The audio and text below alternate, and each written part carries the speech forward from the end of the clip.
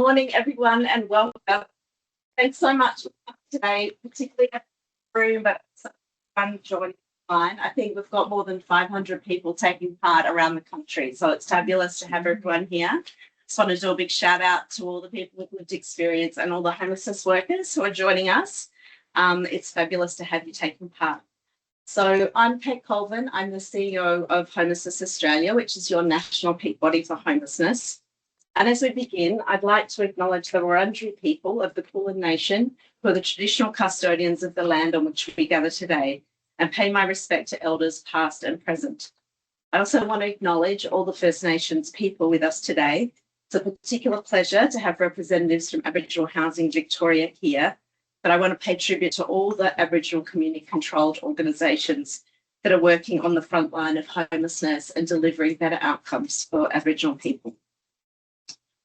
So I'm going to make a few introductory remarks, and I'm going to hand over to the Honourable Clare O'Neil, Minister for Housing, Homelessness and Cities. Minister, we're delighted for your joining us today, so thank you. So Homelessness Week is a really important fixture in our national calendar. Across Australia this week, we've got thousands of people taking part in events to recognise homelessness, to raise awareness and to build support for the solutions that we know are needed. So this year is the 20th National Observance of Homelessness Week. It's a week that grew from grassroots community vigils to remember people who have died without a safe place to call home. And that spirit of observance remains at the heart of Homelessness Week. It's a time for us to recognise people whose lives have been profoundly impacted by homelessness, and for the community to show solidarity and support for the change that we need to see to end homelessness.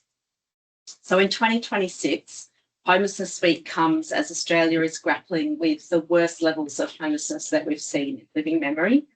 We've had constantly rising rents and decades of underinvestment in social housing, and that's really supercharged the number of people who are living on the cusp of homelessness and people who have lost their home. And unfortunately, that rising housing crisis hasn't been met with the increased resources that the sector needs to respond. And so the experience people have of homelessness is becoming more intense and more entrenched. As an example of that, since 2022, we've had a 49% increase in the number of people who are rough sleeping before they can get in front of a homelessness worker.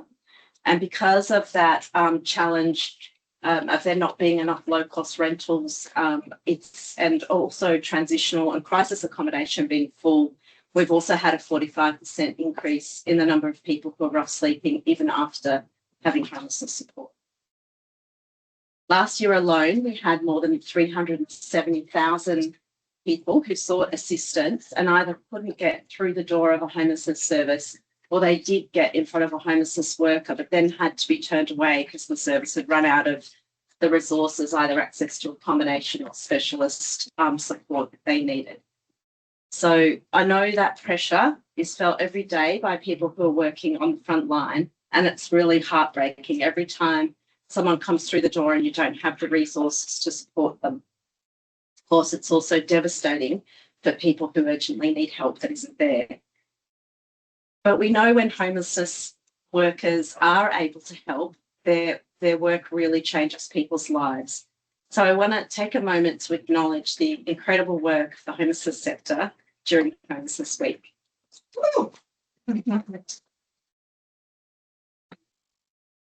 And Minister, I also want to thank you for recognising the work of the sector and the scale of the change that's needed in your new housing and homelessness plan, Homes for Australia.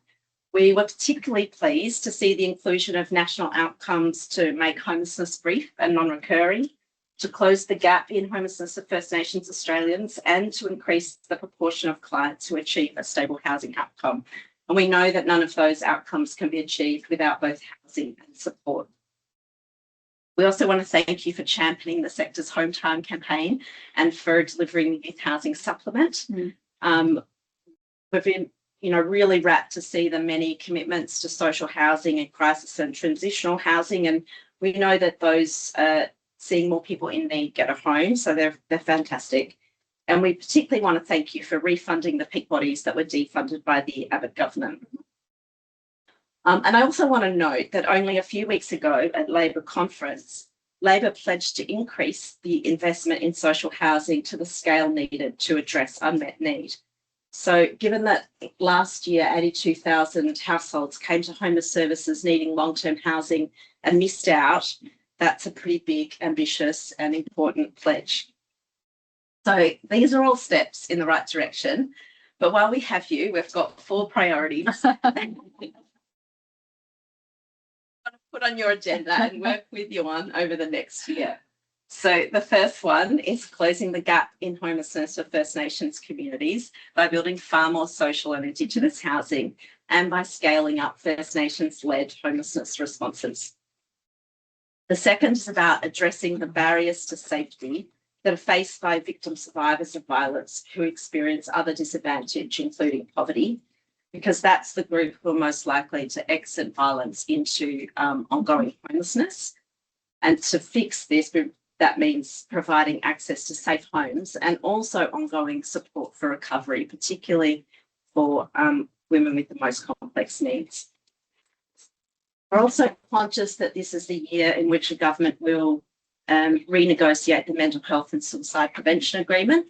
So we want to draw attention to the need for that agreement to include mental health care and wraparound support for people who are experiencing both mental illness and homelessness, because we know that that is what's needed for them to sustain their well-being and to exit homelessness, which would need to be complemented by targeted social housing for people with more complex needs. The two together would mean that housing could be linked with support and we could scale up housing first programs, which is what we know works for that group of people. And lastly, on homelessness prevention, we want to work with you to scale up the support needed to help people avoid homelessness. That's one area where the government's already doing some great work with the Reconnect program. We're working with young people, which is delivering some great outcomes and only needs to be scaled up and strengthened to achieve even more. So, Minister, we appreciate the leadership that you're showing on homelessness. And we're really looking forward to exploring with you where government policy goes from here. So now I'm going to introduce you to come and speak. So can I welcome our Minister for Housing and Homelessness, the Honourable Clare O'Neil.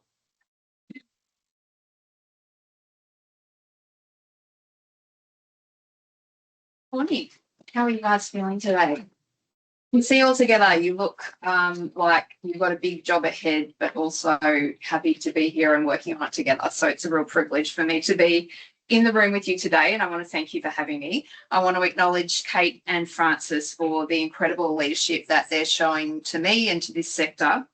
I want to acknowledge the traditional owners of the land on which we meet today, the Wurundjeri, Woiwurrung and Bunurong people of the Kulin Nation, and I pay my respects to elders past and present.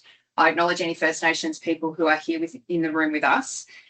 And I want to acknowledge anyone here today who has a lived experience of homelessness. And I can tell you very honestly that the conversations I learn the most from as the Homelessness Minister are actually talking to people who have been through this experience and hopefully come out the other side. It is not well understood, I think, in the Australian community how close so many people in our country are to the sort of cascading events that lead someone into homelessness. And the more that we can help Australians understand that, I think the better case we have for the kind of reform and funding that Homelessness Australia is advocating for. I want to thank all of you in this room for the amazing work that you do. And just on behalf of the Australian government, my deepest and most sincere gratitude goes to you.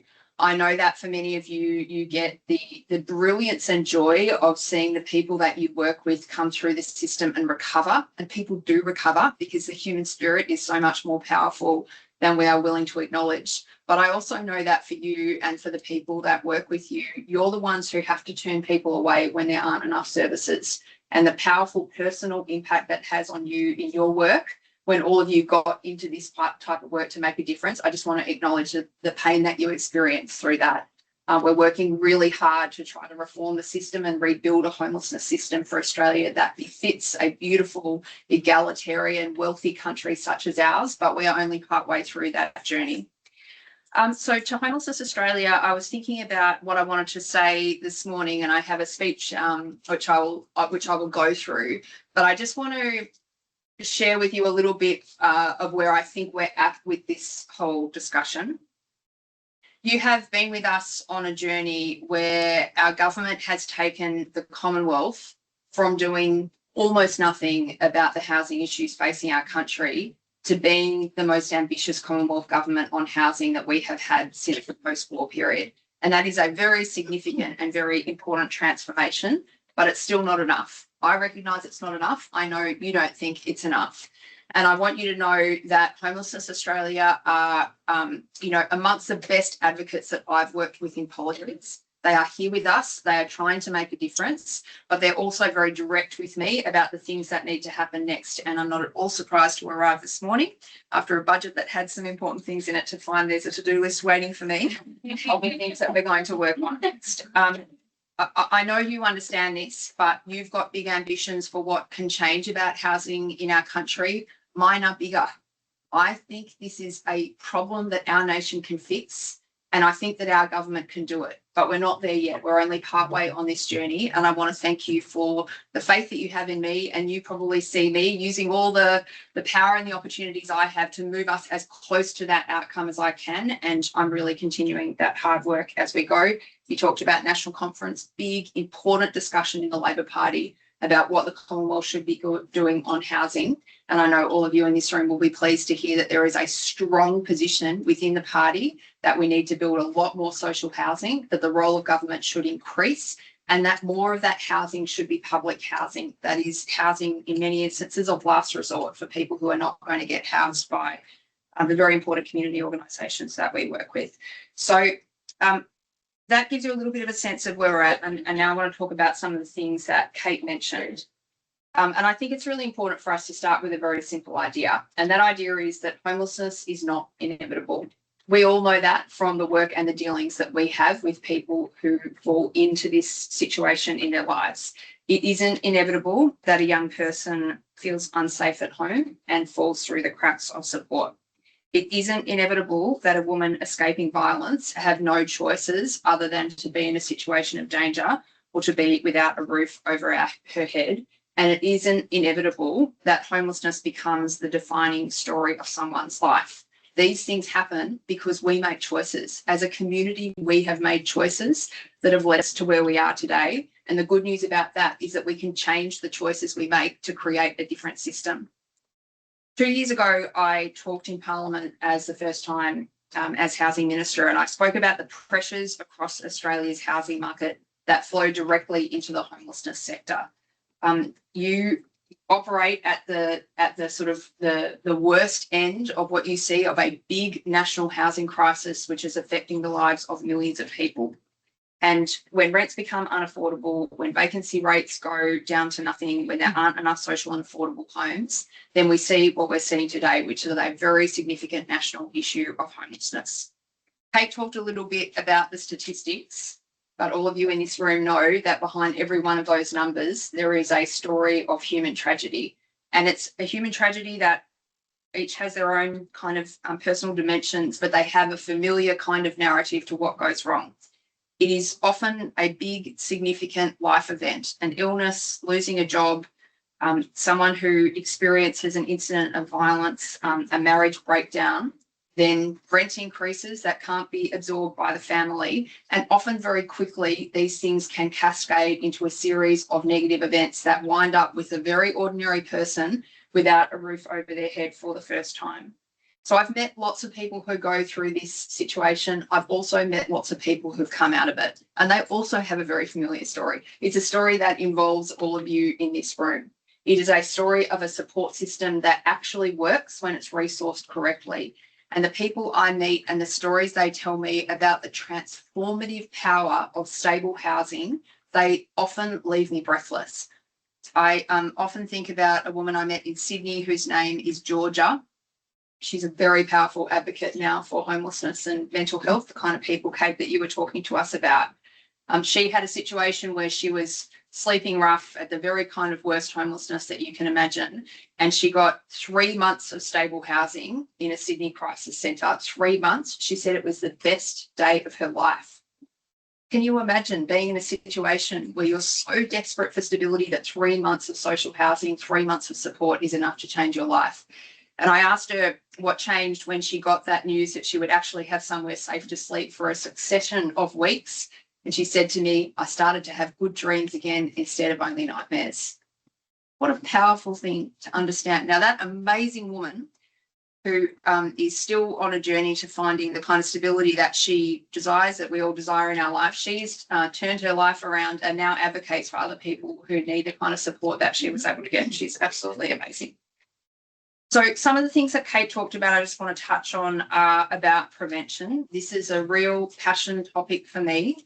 And it's not particularly fresh thinking, but we don't want to have a crisis system alone. We want to have a system where we can actually see people coming down the pipeline towards us, where we can understand what we can engage with early to make sure that they don't end up in this situation. And that prevention isn't soft policy, it's incredibly practical. It's about changing the trajectory of someone's life before a crisis becomes entrenched. One of the really important things that the Commonwealth is doing in this space is the Reconnect program, which we have just extended funding for. So this is about 100 services nationally that help 8,400 young Australians and their families each year. Some of you in this room would be very involved in Reconnect, but it is just the kind of program that we need to think about expanding and allowing more people to get access to, because it's not one where you can offer just minimal, limited and strict types of support. It's actually a service that properly looks at the young person and thinks creatively about how we can support services to help that young person not enter a situation where they end up in homelessness. So we're investing in the organisations that deliver Reconnect, and also investing in the organisations that help shape homelessness policy. Kate mentioned that we made a decision recently to properly fund our peak bodies, and that's a really important one because we know that the best ideas are coming out of the people in this room and your advocates for us. And we do listen to your advocacy. A good example of that is what happened in the budget with home time. So home time, can you just put your hand up for me if you were involved in the home time campaign at all? So we've got about a dozen or so people in the room here. So home time is really about the situation that has developed where young people are not being prioritised by community housing providers because their rental subsidy don't equal that of an adult. So effectively, we've, without meaning to, created a system where there is a penalty attached to taking a young person who might be experiencing homelessness into community housing. And the Home Time campaign is a way for us to address that. It's a $60 million investment that will help about 4,300 young people access stable community housing in the coming years. I just wanted to share with you a quick little bit of feedback about why I think that was such a brilliant campaign and why we were able to get that through a budget process. The best thing that was done was bringing the young people who are affected by this to Canberra to speak to me, and not just to me, but to lots of other people. So I had lots of supporters for this around me. The conversations that we have with people with lived experience are without question the most effective form of advocacy that we have. And what Kate and her colleagues did was repeatedly bringing young people to Canberra to talk about the life-changing effect stable housing had had on them. And when you get, those people in front of politicians over time, it becomes very hard for us to continue to say no. So that was really effective. And that engagement with people other than the housing minister, I want you to come and I want you to talk to me so I can be your front face of these things. But you spoke to lots of influential backbenchers, lots of other ministers, and got us to the point where when Jim Chalmers was asked what was that thing in the budget that he was most proud of, he actually picked that investment that he'd made in home time. That's how meaningful it became to the MPs involved. And the final thing I just wanted to mention was a unified approach in the sector. So you guys actually picked something that was fundable, that was something that we could do immediately, and you all backed it in. And that was something that was very effective. So I really want to congratulate you on the work that you did. And, the work that we've done together, it's not a fix for everything that's going wrong with youth homelessness, but when we're talking about thousands of young people who would otherwise be without a roof over their head, that's something that we should be proud to have gotten across the line. I want to mention something about social and affordable housing because our government is in the throes of building a lot of it. And at the end of the day, the most important thing I think we need to do for homelessness is make sure we've got enough houses for people to live in. We've got 55,000 social and affordable homes on the boil, and that sits alongside the $9.3 billion that we use to invest in partnership with the states in actual homelessness services. So we've completed about 7,000 homes so far in that 55. We've got 23 planning and construction, and about 21,000 homes in the Housing Australia Future Fund round 3, which are in the process of being evaluated at the moment. Again, 55,000 is a massive amount of housing to build, given that the Commonwealth really didn't build a house for 9 years. It didn't build a single social home in the Abbott, Campbell, Morrison years. But I recognise that we need to do more of that. One thing I will just say to you as a sector is I'm really pleased to see you back here with asks of what's next, and I accept and I urge you to continue that activism. Just one thing I really don't want you to forget about is implementation. So much in public policy, we're trying to do the right thing. We work so hard to get the announcement made and the thing funded through the budget, and then we walk away. We can't walk away.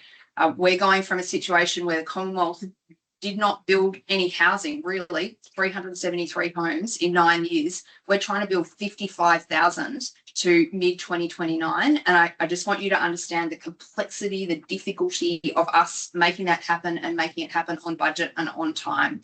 So when you're thinking about the advocacy that you want to do as a sector, don't forget that implementation piece, because if those homes get delayed, or let's say we deliver them early, that's literally people straight off the streets who get into them. And the implementation piece is much harder than it looks. In some ways, I think about my job in politics. The fun, easy bit is getting the money. The really hard thing is turning the money into social change. And that's the thing that I want you guys to work with me to make sure we don't lose focus on.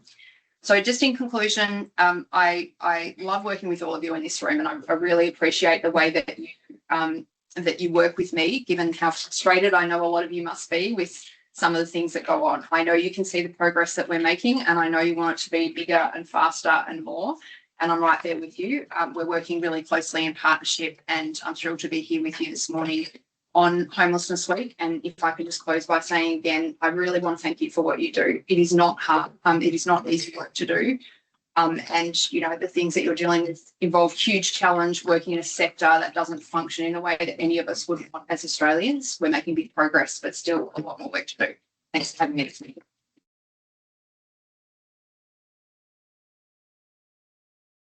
Thanks, Minister. So the next bit is that when people registered, they were asked what kind of questions they'd like me to ask you. So I'm going to convey some of those questions now for a few minutes, and then we'll pass over to Francis. So one of the first ones was about cross-government. Do you want me to stand up? So one of the first ones was about cross-government action.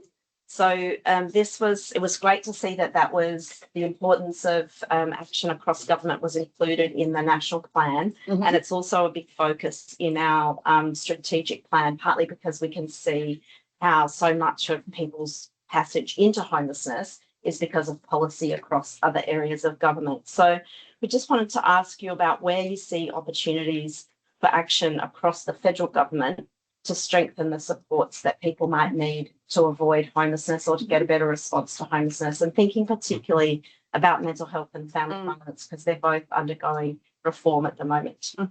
Sure. Do you want me to stand up? Yeah, sure. Yeah, great. Thanks. Thanks so much, Kate. So I think big picture, we're investing in both ends of this sort of spectrum, if you like, in the most integrated way that we can. But I can see some areas for further improvement on that. And I'd actually love to hear from those of you in this room about things that you would like us to focus on.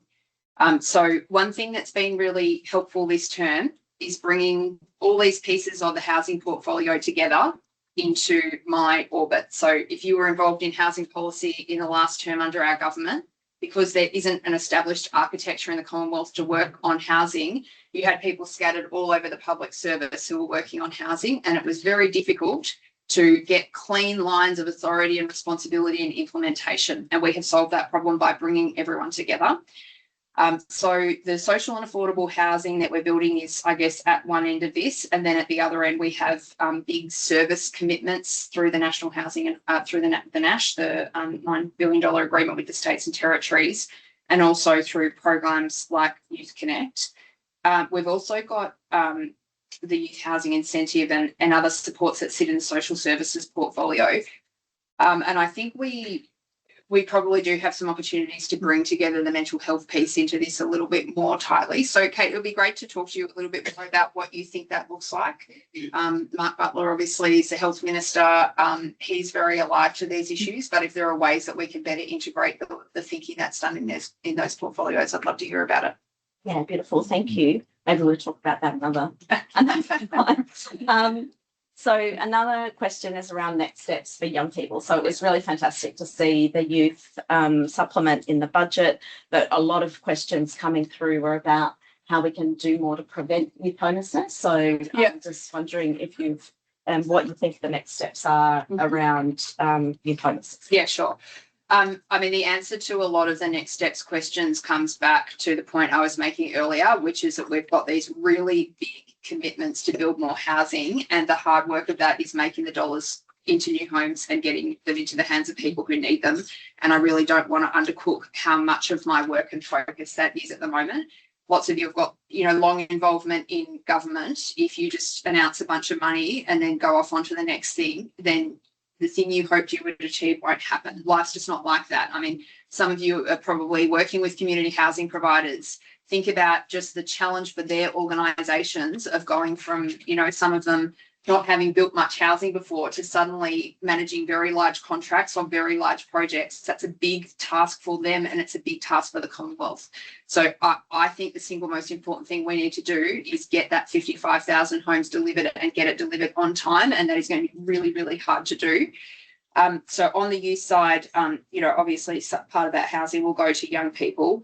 I think further strengthening Reconnect is something that Josh Burns and I have been working on a lot, and he did quite a bit of work in the last few months, just kind of looking at Reconnect and how we can help to build on that program.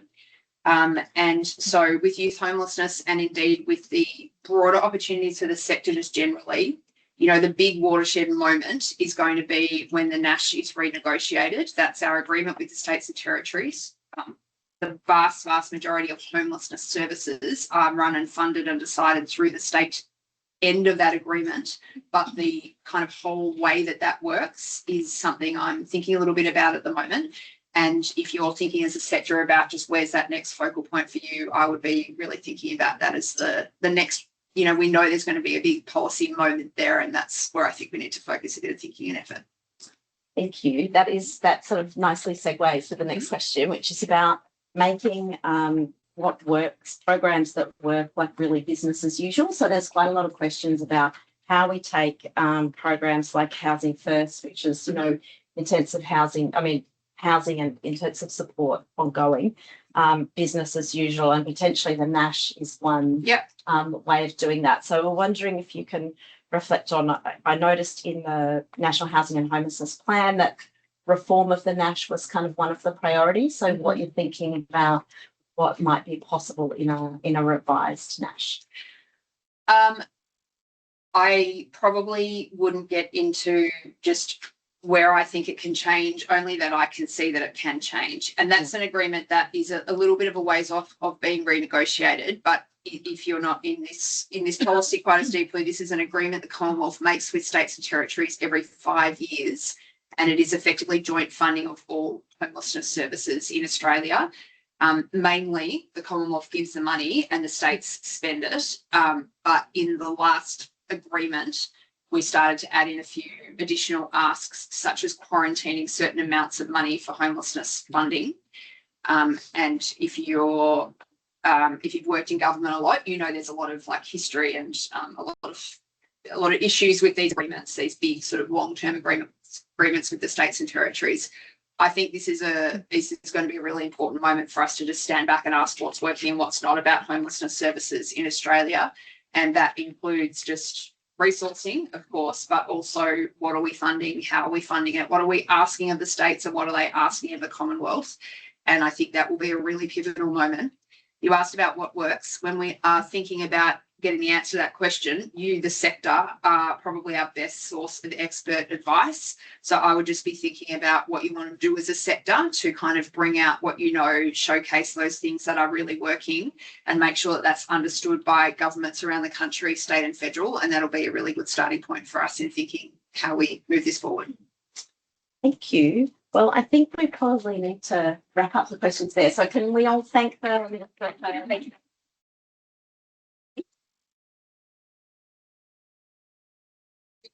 To engage with us on these issues. So thank you. I'm going to, if we both can switch places, because I'm just going to introduce this now. So thank you.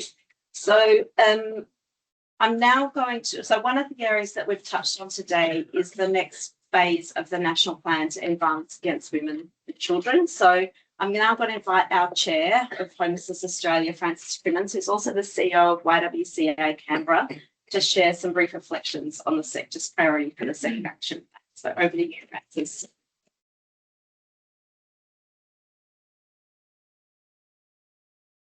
Thank you so much, Kate, and thank you, Minister, for joining us today. So I have two purposes today. One, to talk about the intersections of homelessness and the second action plan, but also, more importantly, to launch our strategic plan as well, which we are super excited about. So I'd like to acknowledge the traditional owners and custodians on the land that we gather today, the Wiradjuri people of the Kulin Nation, as the traditional owners of the land on which the Queen Victoria Women's Centre operates, and pay my respect to elders past, present and future, and acknowledge any Aboriginal and Torres Strait Islander people with us today. We also recognise those who are homeless and those who are forced to live in unsafe or unsuitable dwellings because they have nowhere to go. So we've all just finished wrapping up our consultations and briefings to inform the second action plan, the National Plan to End Violence Against Women and Children. So it is really an important reflection moment on what we know is holding us back in better addressing homelessness in Australia, particularly when it comes to those who are homeless due to violence. So I just want to talk about this briefly. The difference between having a roof and having a home, and why our understanding of safety and homelessness must evolve, particularly when we continue to have a domestic violence crisis. The intrinsic link between homelessness and family and domestic violence has been a feature of our work for so long, as many of us have been here. It's why the feminists who came before us took over a vacant duplex in Sydney and turned it into Australia's first domestic violence shelter. Now, this isn't revolutionary information. We know the data and we know the reports that back it in. The Everybody's Home Nowhere to Go report in 2021 estimated around 9,000 women were finding themselves homeless each year because they couldn't secure housing after leaving violence. Dr. Anne Summers in 2022 found that income support for single mothers escaping violence was so inadequate, it forced women to choose to stay in violence or escape into poverty. And in 2024, Homelessness Australia reinforced these findings in the State of Response report that identified alarming increases in rough sleeping and couch surfing among women and children seeking homeless support due to domestic and family violence. This, added to this landscape of knowledge, is of course the ongoing limitation of our working definition of homelessness in Australia, which does not account for those who have shelter but are not free from violence. The census homelessness count includes those displaced from their homes due to domestic violence, where they lack safe and adequate accommodation, but it does not count people who are trapped in violence. If violence in the home is the leading cause of homelessness among women and young people, then a safe home must be part of this picture. We must begin to recognise that living with domestic violence has its own form of homelessness. But policies don't reflect this reality. Domestic violence is the leading cause of homelessness for women. So we need to turn our attention to how systems, both old and new, can reinforce these barriers and to make sure that we can get pathways to safety. The reality is that when women who face poverty, if they leave a violent situation, have extra hurdles to jump to achieve safety. The challenge of accessing a safe home is one of our biggest. While the National Plan to End Violence Against Women and Children acknowledge that this access to housing is intrinsic to women's safety, the first action plan did not include targets for housing that enabled women to lead. So there's three key elements we really want to see that intersect with homelessness. One, we need national benchmarks for crisis, transitional and long-term housing for victim survivors, and it needs to be priority in the second action plan.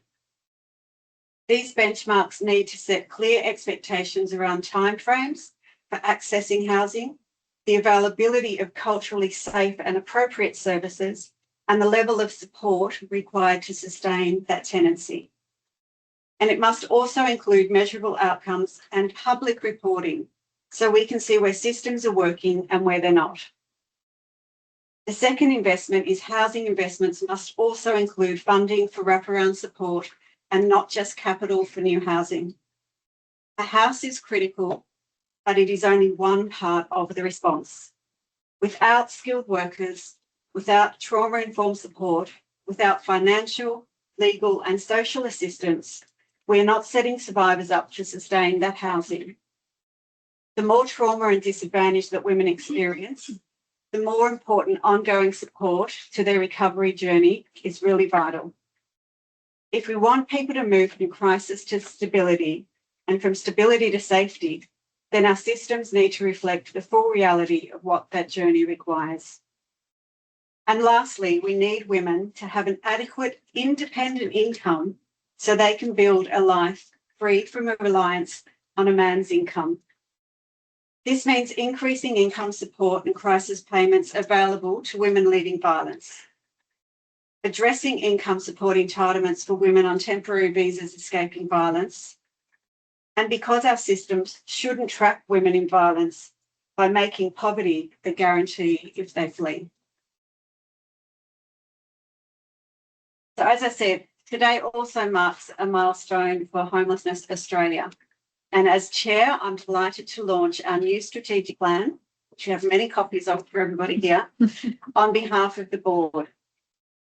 In pulling this plan together, our purpose was clear: to bring together and lead national efforts of evidence-informed policy, practice and action to prevent homelessness and reduce its impacts. Homelessness Australia is uniquely placed to do that. We bring together frontline services, people impacted by homelessness, jurisdictional peaks and networks, researchers, data institutions, policy decision makers, the voices of people with lived experience. The strategy harnesses that strength. It's also guided with some simple principles. We will work beside people with lived experience, walk with First Nations organisations, be evidence-led, connect systems and sectors, join forces for impact, represent the diversity of the homelessness sector across Australia, and most importantly, stay focused on the evidence-based solutions that all of us know work. So our strategy is built around three ambitions. First, a strong and capable specialist homeless sector. That means helping the sector thrive through better funding and commissioning, a stronger workforce, culturally safe and responsive service, a continued focus on growing what works. Our flagship initiative is the Homeless Impact Hub. We're really excited and hope that you'll be learning more about our Homeless Impact Hub. We aim to connect data, research, lived experience and practice insights to help the sector grow what works, increase our impact, and build that muscle to deliver best practice. Our second ambition is systems change to end homelessness. The strategy focuses on upstream changes needed to close the well-worn pathways into homelessness and reduce the need for crisis responses. So to achieve this, we will seize opportunities to shape major national reforms, and I'm delighted to hear the impact that the team, Kate, the one woman wonder, has had in that example you gave, Minister. There will be more of that now that we actually have a funded team. Our third ambition is to ensure Homeless Australia has credibility, capability and connections needed to lead change, influence systems and unite the sector. So achieving that will require an engaged and representative membership, all of us in the room, everybody online, having that one sharp focus. We heard the impact of that today straight from the Minister. And this strategy also marks an important new chapter for Homeless Australia. After years of surviving on goodwill of our members and supporters, as we said, the Australian government's investment through the homeless sector capacity building program really does give us that opportunity and strength to strengthen our voice, deepen our partnerships and expand our impact. And I can tell you we are determined to make the most of that opportunity. And this new chapter wouldn't have been possible without Kate Colvin's tireless leadership. It has been a wonderful opportunity for me to stand behind Kate and the rest of the board and see the impact of her work. Such determination, enormous skill and voice, and deepening our partnership across the homelessness peaks, people with lived experience, and just bringing us all together. Thank you, Kate, on behalf of the board.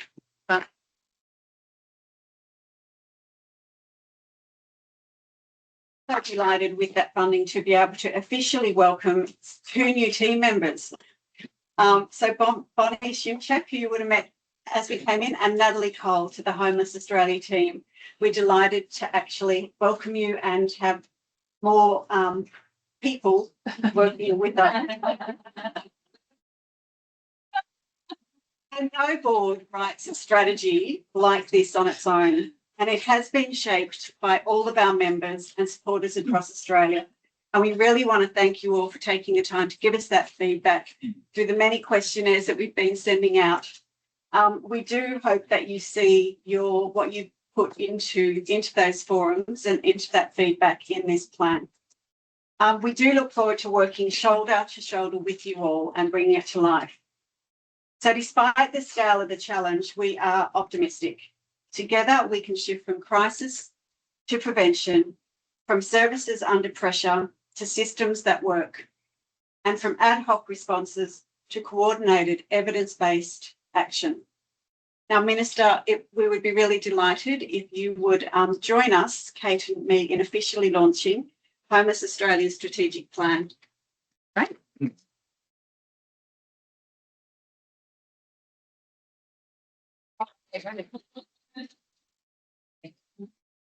Brings us to the conclusion of our formal kind of part of the event. So thank you so much for coming, and we're going to have an opportunity now to kind of mingle, eat snacks. Are you staying for? I think I've got -4 minutes. An opportunity to say hello to the Minister. So thank you, everyone.